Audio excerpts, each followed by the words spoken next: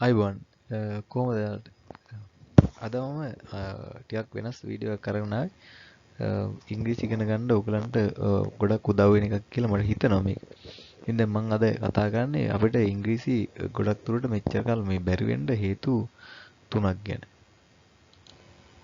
මෙතනදී ඉතින් මම කතා කරන්නේ මට තේරෙන විදිහට මම අවුරුදු කීපයක් එහෙම උගන්වලා සහ ඒක අවුරුදු ගාණක් ඉගෙනගෙන මට තේරිච්ච විදිහට සහ තවත් තොරතුරු වලින් තවත් යම් යම් මුරාශ වලින් තොරතුරු අරගෙන මට හොයාගන්න හම්බෙච්ච සහ මට තේරෙන මේ හේතු තුනක් ගැන තමයි මම අද ඔයාලට කියන්නේ.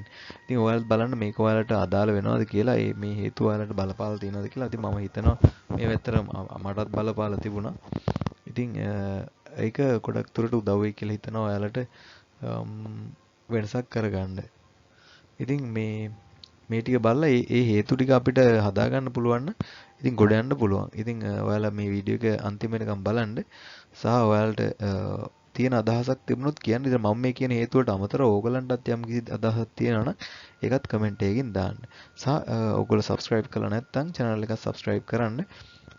බලලා ඉවරලා like එකක් දාලා තව කෙනෙකුටත් බලන්න පුළුවන් වෙන්න ෂෙයා කරන්න. ඉතින් අපි බලමු මොනවද මේ අපිට මෙච්චර කාල ඉංග්‍රීසි ඉගෙන ගන්න බැරි වෙච්ච හේතු කියලා. right.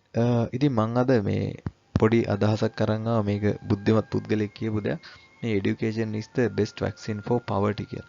වැක්සින් කියන්නේ මොකද්ද කියලා දන්නවනේ. වැක්සින් අපි පාවිච්චි කරන්නේ වැක්සින් ලබාගත්ත අපි මේ කොරෝනා කාලේ වැක්සින් එක කියන්නේ අර ප්‍රතිශක්තිකරණ ඖෂධයක් වගේ දෙයක්. ඉතින් මේ මොනවා හරි ලෙඩක් හැදෙන්නේ නැති වෙන්න පාවිච්චි කරන දෙයක්. ඉතින් මේ poverty කියන ලෙඩේ හැදෙන්නේ නැති වෙන්න අපිට පාවිච්චි කරන්න පුළුවන් හොඳ වැක්සින් එක තමයි education කියලා කියන්නේ. poverty කියන්නේ දුප්පත්කම. ඉතින් දුප්පත්කම නැති කරන්න හොඳම බෙහෙත තමයි මේ අධ්‍යාපනය කියලා කියන්නේ. right. ඉතින් මම මේක මොකද කරන්න කියලා ඇත්තටම මට කියන්න ඕනේ. ඇයි මම මේ වීඩියෝ එකක් මෙහෙම කරන්න කියලා.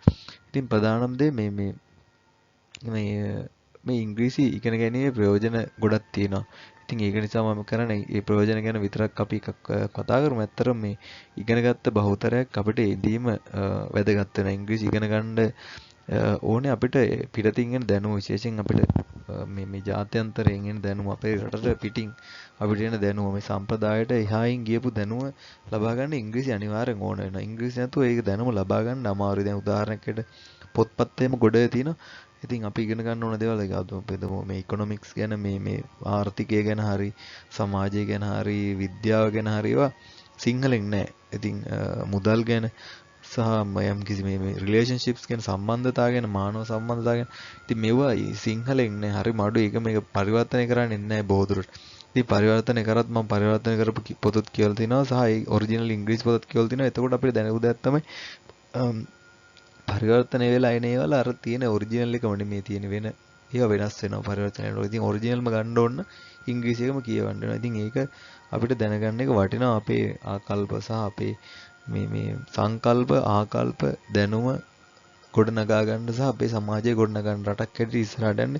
ඉතින් දැනුම අනිවාර්යයෙන්ම ඕන වෙනවා. ඉතින් දැනුම ලබා ගන්න මේ ඉංග්‍රීසි වැදගත් වෙනවා සහ ආකල්ප හදා ගන්නත් මේක ප්‍රයෝජනවත් වෙනවා. ඉතින් උගත් පරපුරක අවශ්‍යතාවය මොකක්ද කියලා බැලුවොත් ඇත්තටම ලෝක අවශ්‍යතාවයක් තියෙනවා. උගත් පරපුරක් නැතිව දැන් අපිට රටට වෙලා තියෙන දේ අපිටම තේරෙනවානේ. ඇත්තටම මේ උගත් බහුතරයක් නැතිකමයි. උගත් අය ඉන්නවා. ඒ අර මුත් උගත් බහුතරය තමයි අපිට ඕනේ. බහුතරයක් ඉගෙන ගන්න ඕනේ. ඒක තමයි වෙන්න ඕනේ. ඉතින් ඉංග්‍රීසි අධ්‍යාපනය කියන දේත් අපි අහලා තියෙනවා මීට කලින් ලංකාවේ මේ ඉංග්‍රීසි අධ්‍යාපනයක් තිබුණා කියලා අපි අහලා තියෙනවානේ. කියන සුද්ධ දාලා ගියට පස්සෙත් සම්පූර්ණ ඉංග්‍රීසියෙන් උගන්වපු අධ්‍යාපනයක් තිබිලා තිනවා. ඉතින් ඒක නැති කරලත් තියෙනවා. නැති කරලා සිංහල සහ දෙමළ වලට දාලා ඉතින් අපිව සීමා කරපු බවකුත් අපිට තේරෙනවා නම් ඇත්තටම හොඳයි. මොකද එහෙම කරලා ඒ කරපු අයගේ දරුවන්ව පිට රටවල් වලට යවලා ඒගොල්ලන්ට ඉංග්‍රීසියෙන් ඉතින් ඉගෙනනවා. නමුත් අපි මේ ඉංග්‍රීසි නැති කරගෙන බොහොම අමාරු තත්ත්වයකට වැටලා තියෙනවා. ඉතින් ඒ කාලේ අපිට ඉංග්‍රීසියෙන් ඉගෙන ගන්න එක එහෙම තිබ්බනම් ඉතින් මේ වෙනකොට අපිට ගොඩක් අපේ මේ හැකියාවන් වැඩි වෙනවා. අපිට කරන්න පුළුවන් පරාසය වැඩ කරන්න පුළුවන්, ඉගෙන ගන්න පුළුවන්, කතා කරන්න පුළුවන්, අදහස් දරන්න පුළුවන් පරාසය වැඩි වෙනවා. ඉතින් ඒක තමයි මෙතනදී ප්‍රධානම දේ මම මේක කියන්නේ. හරි අපි බලමු පළවෙනි ප්‍රශ්නේ මොකක්ද කියලා. අපිට දැන් මේ ඉංග්‍රීසි ගණන් බැරි වෙන්න හේතු වල පළවෙනි හේතුව. එකක් තමයි මේ ටීචිං මෙතඩ් එක. උගන්වන ක්‍රමය. ඉස්කෝලේ ඇත්තටම උගන්වන ක්‍රමයක් තියෙනවා.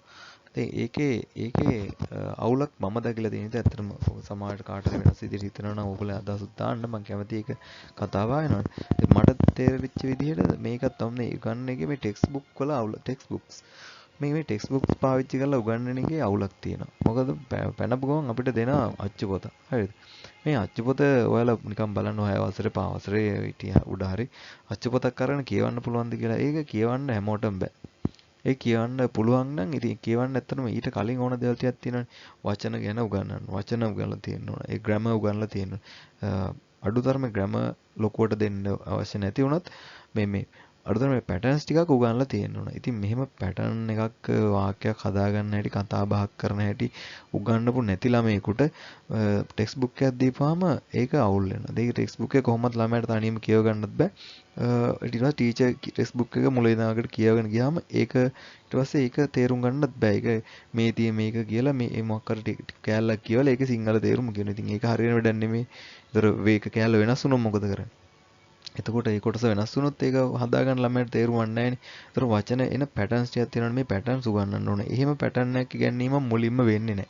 ඒකයි අවුල. ඒක අවුල. ඊළඟට ඔය මොකක් හරි එකක් උගන්වලා ඊළඟට දෙනවා exercises and test. අභ්‍යාස පරීක්ෂණ දෙනවා. ඉතින් මේ වගේ ලකුණු ගන්න ඕකට පාඩම් කරනවා. ඉතින් ඉංග්‍රීසි කියන්නේ මේ එක්සර්සයිස් කරන එකක් හැටියට ගන්න හොඳ නෑ මුලින්ම. ඒක ටිකක් ගියාම එක්සර්සයිස් කරන්න පුළුවන්. නමුත් මේ මුලින්ම එක්සර්සයිස් දීලා ටෙස්ට් දීලා ඩික්ටේෂන් දීලා අපිට පුළුවන් ඉතාලම ලේසියෙන් ළමයට ඉංග්‍රීසි එපා කරලා දාන්න. ඉතින් ඇත්තටම එපා වෙච්ච අය දැන් මෙතනත් ඇති අපිටත් එහෙම වෙලා තියෙනවා. ඉතින් ඔය ටෙක්ස්ට් බුක් එක හදලා දෙන්නේ ඉංග්‍රීසි පුළුවන් කෙනෙකුට. ඉතින් ඕක කියව ගන්න පුළුවන් අයත් ඉන්නවා. බැරි අය ඔක්කොම බෑ කියන්න බෑ. පුළුවන් අය ඉන්නවා. ඉතින් විශේෂයෙන් ගෙවල් වල ඉංග්‍රීසි කතා කරන අය සහ ගෙදරින් හොඳ බෑග්ග්‍රවුන්ඩ් එකක් තියෙන අයට ඕක කරගන්න පුළුවන්. හැමෝටම ඕක කරන්න බෑ. ඉතින් ඒකෙන්ද මේ ටෙක්ස්ට් බුක් එකේ වැඩේ හරියන්නේ නැහැ. ටෙක්ස්ට් බුක් එකේ තියෙන ඉංග්‍රීසි හොඳට කතා කරන්න පුළුවන් කෙනෙකුට තේරුම් ගන්න පුළුවන් කෙනෙකුට තමයි ওই ටෙක්ස්ට් බුක් එක පාවිච්චි කරන්න පුළුවන් වෙන අච්චු පොත. ඉතින් ඕක හරියන්නේ නැහැ. මට හිතෙන විදිහ ඉතින් ඕගලන්ටත් අදහස් තියෙනවා නම් දාන්න. මට හිතෙනවා ඒක ලොකු ප්‍රශ්නයක් කියලා. හරි. අපි දැන් ටෙක්ස්ට් බුක් එකට රෙඩි අපි මේ කතා කරන පැටර්න් ටිකක් ඉගෙන ගත්තා නම් හරි. හරි. ඊළඟට මේ අපි ජීවත් වෙන පරිසරය එන්වයරන්මන්ට් කියන්නේ පරිසරය. හරිද?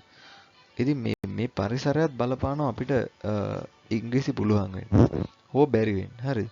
බොහෝ දුරට බැරි වෙන්න නම් බලපාලා තියෙන දැන් අපිට ගොඩක් දුරට දකින්න පුළුවන්. මේක මේ ඇත්තට ඒක බොහොම සියුම්ම තියෙන. ඉතින් හරියට බැලුවොත් හොඳට කල්පනා කරලා බැලුවොත් තමයි තේරෙන්නේ මේක හේතුවක් වෙනවා කියලා. ඉතින් ජීවත් වෙන පරිසරයේ පවුලේ අය අපි ආශ්‍රය කරන යනොත් මේක වෙනවා. දැන් අපේ ඉන්න අය අපි ආශ්‍රය කරන කිසිද ඉංග්‍රීසි වචනයක්වත් දන්නේ නැති අය නම් ඒක අපිට පාඩුවක් වෙනවා. දැන් ඉංග්‍රීසි වචනයක් දැක් ගෙදර හැන්ඩල් කරන අය වුණා නම් අන්න එතන වටිනවා. හරි. ඉංග්‍රීසියෙන් ළමයින්ට කතා කරන අයත් අපි දැකලා තියෙනවානේ අම්මලා තාත්තලා චූටි දරුවන්ට වහ තෝරන වයස එනකොට මොන්ටිසෝරි වගේ සවරු 3 2 3 වෙලා කතා කරන්න පටන් ගන්නකොට මේ ඉංග්‍රීසියෙන් කතා කරනවා. ඔන්න එතනදී ඒගොල්ලන්ට chance එකක් තියෙනවා. එහෙම නැති අයට පාඩුවක් තියෙනවා. හරිද? එහෙම කියලා ඉතින් දැන් හරියන්නේ නැහැ. කොහොම හරි ඉගෙන ගන්න. මමත් එහෙම කතා කරලා නැහැ. මටත් චූටි කාලේ ඉංග්‍රීසි කතා කරලා මමත් පස්සේ තමයි ඉගෙන ගත්තේ. ඒකින්ද පස්සේ ඉගෙන ගන්න පුළුවන්. ඉතින් අර අපිට දැන් බැරි වෙලා ඉන්න අය අරක නිසා ඉතින් බැහැම කියන මානසිකයක් තියෙනවා. ඉතින් ඒගොල්ලෝ කියන්නේ එහෙම බැහැම කියලා හිතන්න හොඳ නැහැ. හරිද? එහෙනම් ගොඩ දාන ක්‍රම ටිකකුත් තියෙනවා. ඒව ගැන අපි ඊළඟ වීඩියෝ එකක් කතා කරනවා. ඒක මම ඊළඟට කරන්නම්. අපි දැන් මේ බැරි වෙච්ච හේතු ටික හොයාගෙන ඒ ටික හදාගමුකෝ. දැන් අර අපි ආශ්‍රය කරන අය. අපි ආශ්‍රය කරන අය ඉංග්‍රීසි කියන එක බාල කියන්නේ මේ අවුල් අප්සෙට් විදියට ගන්නවා. ඒක එකට නෝන් ඩී විදියට ගන්නවා. ඒක මේ විහිළුවට ගන්නවා. ජෝක් එකට ගන්නවා නම් මේ ඉංග්‍රීසි අපිට බෑ ඕක අපිට ඕනේ නෑ වගේ කී ඉන්නවනේ. ඒකයත් අපිට බලපානවා. ඒකත් අපේට පාඩුවක් වෙනවා මේ අපිට පුළුවන් කරගන්න. ඉතින් ඒක ලොකුවට බලපානවා ඇත්තටම. ඊළඟට අපේ පාසලත් බලපානවා. දැන් සමහර ඉස්කෝලවල හොඳට උගන්වනවා ඉංග්‍රීසි. සමහර ඉස්කෝලවල ඉංග්‍රීසි හොඳට උගන්වන්නේ නැහැ. ඒක ඇත්තටම අපි දැකලා තියෙනවා. දැන් සමහර ඉස්කෝලවල ඒක භාවිතා කරනවා. කතා කරන්න භාවිතා සමහරට ඉංග්‍රීසි දවසක් දාලා තියෙන ඒ දවස් ඉංග්‍රීසි විතරයි කතා කරන්න පුළුවන්. දැන් වැඩි වෙන්නේ මෙහෙම බලමු ඉන්ටර්නැෂනල් ස්කූල් එකක් ගමුකෝ. දැන් ඉන්ටර්නැෂනල් ස්කූල් හරි මේ ඉංග්‍රීසි මීඩියම් ස්කූල් තියෙනවා. ලෝකල් සිලබස් එකම වගේ. අපේ ලංකාවේ යන විෂය නිර්දේශයම උගන්වනවා. හැබැයි ඉංග්‍රීසියෙන් උගන්වන්නේ. මේ ඉතින් අන්න එතන බලන්න එතකොට එතන සම්පූර්ණ ඉංග්‍රීසියෙන් තමයි කතා කරන්නේ. දැන් සිංහල වගේ අරුණාම අතුරු සබ්ජෙක්ට්ස් ටික යන්නේ ඉංග්‍රීසි වලින්. එතකොට ගණන් උගන්වන්නත් ඉංග්‍රීසි වලින්. එතන විද්‍යාව උගන්වන්නත් ඉංග්‍රීසියෙන්. එතකොට ඉංග්‍රීසි තමයි කතා කරන්නේ. හරිද? එතකොට ඒ අයට ලොකු වාසියක් තියෙනවා. හරිද?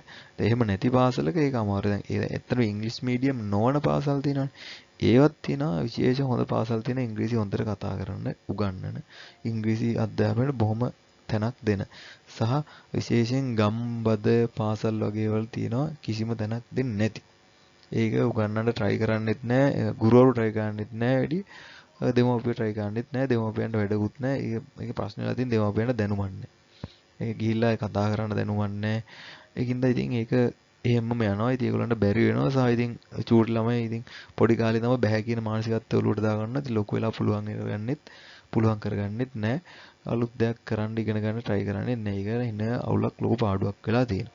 ඉතින් ඒක ගැන පොඩ්ඩක් කල්පනා කරලා ඒ වගේ ප්‍රශ්නයක් තියෙනවනම් අපි තේරුම් ගන්න ඕන මට මේ වගේ ප්‍රශ්නයක් තමයි තිබිලා තියෙන්නේ කියලා. හරිද? එහෙම නැත්නම් මට මේ බැරි කමුවත් මගේ බුද්ධි අඩු කමුවත් නෙවෙයි. මෙන්න මෙහෙම එකක් තිබුණා කියන එක පොඩ්ඩක් අවබෝධ කරගත්තොත් ඊළඟ අඩිය තියන්න මේ ලොකු උදව්වක් වෙනවා Tamanටම ඊළඟ අඩිය තියන්න. ඊළඟ එක තමයි මේ your fault. ඔයාගේ වැරද්ද. අපේ වැරද්ද. bad attitude. bad attitudes කියන්නේ මේ නරක ආකල්ප. හරිද? දැන් උවමනාවක් නැතිකම නෙමෙයි. කමාඩි තමයි උවමනාවක් නැතිකම කියලා. ඇත්තට උවමනාවක් නැතිකම නෙමෙයි.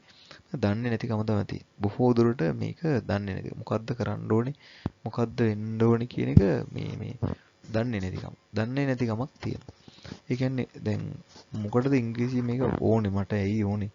ඒ දැන් මං ඉගෙන ගන්න මොන එකටද කියලා මේ එහෙම තේරුමක් නැහැ. ඒකට මේ හේතුවක් නේ. හේතුවක් හොයාගන්න ඕන. හරිද? මොන දෙයකටත් හේතුවක් හොයාගන්න. අපි වැඩක් කරද්දී හොඳ හේතුවක් තිබ්බොත් තමයි අපි වැඩක් කරන්නේ. සම වැඩකට මහන්සි වෙන හොඳ හේතුවක් තිබ්බොත්නේ. හේතුවක් නැත්තම් කරන්න දෙන්නේ නැහැ. ඒතර අපි ඒක තේරුම් ගන්න ඕන. දැන් මේ ඉගෙන ගත්තාම මට මොකද්ද කරන්න පුළුවන්? සහ ඉගෙන ගත්තේ නැත්තම් මට මොකද්ද කරන්න බැරි වෙන්නේ කියන එකත් කල්පනා කරන්න ඕන. ඉතින් එහෙම කල්පනා කරොත් ඇත්තටම උමනාවක් නැතිකම නෙමෙයි ඇත්තටම දන්නේ නැතිකම තමයි අපිට තියෙන්නේ කියලා තේරෙනවා. සහ අපිට උමනාවක් හදා ගන්න පුළුවන්. හරි.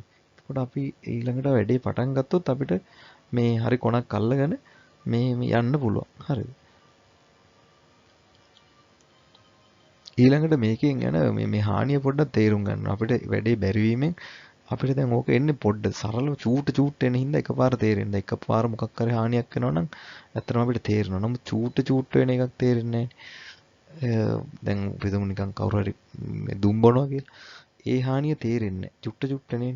මොකක් කර වාහනයකට මොකක් කර ඇක්සිඩන්ට් එකක් වුණාම ඒක තේරෙනවා. එකපාරමනේ. නමුත් අර චුට්ට වෙන හානිය තේරෙන්නේ නැහැ. හැබැයි ඒකත් හානියක් තමයි. හරිද? ඉතින් අපි දන්නේ නැතුව අපි මේක අතහැරලා දාලා ඉගෙන ගන්න නැතුව බැරි කරලා බෑ කී හිටියොත් එහෙම දැන් ඕක අපේ ළමයින්ට පවා යනවා. මම එහෙම දැකලා තියෙනවා. දැන් අම්මා තාත්තා බෑ කියනකොට ළමයින්ට තේරෙනවා බෑ කියන එක. හරිද? ඉතින් ඒ ගෙවල් වල ඉන්න අය ඕක බෑ කිය ගන්නවා නම් ඒකට විහිළු කරනවා නම් කතා කරන තැන්වල මේ ලොකු අය අපෝ මට නම් බෑ අපිට නම් ඕක බෑ ඊ කාලේ නම් බෑ කියනවා. ඒත් ළමයින්ටත් මේ බෑ කියන මානසිකත්වය යනවා. අපි ඉගෙනගත් අඩුතර අපි මහන්සියලා කට්ටක් කාලේ ඉගෙන ගත්ත කියමු වැඩි හිටියෙක් හැටියට. එතකොට ඒ ළමයාට හරි එක දෙන්න පුළුවන් නේ. පොඩ්ඩක් හරි වචනයක් දෙයක් හරි උගන්න ගන්න පුළුවන්. කරලා මේ ලෝකේ අනිත් අයත් එක්ක හැප්පෙන්න අර ඉංග්‍රීසි කතා කරන ෆැමිලිස් වල ඒ ළමයි පව සමාජයට එනකොට ඒ ළමයිත් එක්කනේ අපේ අනිත් ළමයිත් යන්න එපා. ඉතින් එතකොට ඒගොල්ලෝ කෙලින්ම දෙවෙනි තැනට වැටෙන්නේ නැතුව අරගොල්ලොත් එක්ක කර ඉන්න පුළුවන් පොඩි හරි සපෝට් එකක් දීලා යවන්න පුළුවන්. ඉතින් ඒක හරි වටිනවා කට්ටක් කාලේ ඉගෙන ගැනීම තුලින් අපිට පුළුවන් මේ දරුවන්ට පවා ලොකු උදව්වක් කරන්න. මම ඒක කලින් කිව්වේ දෙමව්පියන්ගේ කේස් එක. හොඳේ. ඇත්තටම ඒගොල්ලෝගේ ලොකු වගකීමක් තියෙනවා ළමයින්ට උගන්වන්න. ඉතින් ඇත්තටම උගන්වන්න දැන් අපිටම බැරි නම් අපිත් කොහෙන් හරි ඉගෙනගෙන තමයි ඒගොල්ලන්ට උගන්වන්න ඕනේ. දැන් අපි බෑ අපිට නම් බෑ ඔයාලා ඉගෙන ගන්න කියලා කිව්වට ඒක සාර්ථක වෙන්නේ නැහැ. මොකද ළමයි ෆලෝ කරන්නේ අවවාද නෙමෙයි. ඒගොල්ලෝ ෆලෝ කරන්නේ පේන්න තියෙන දේ.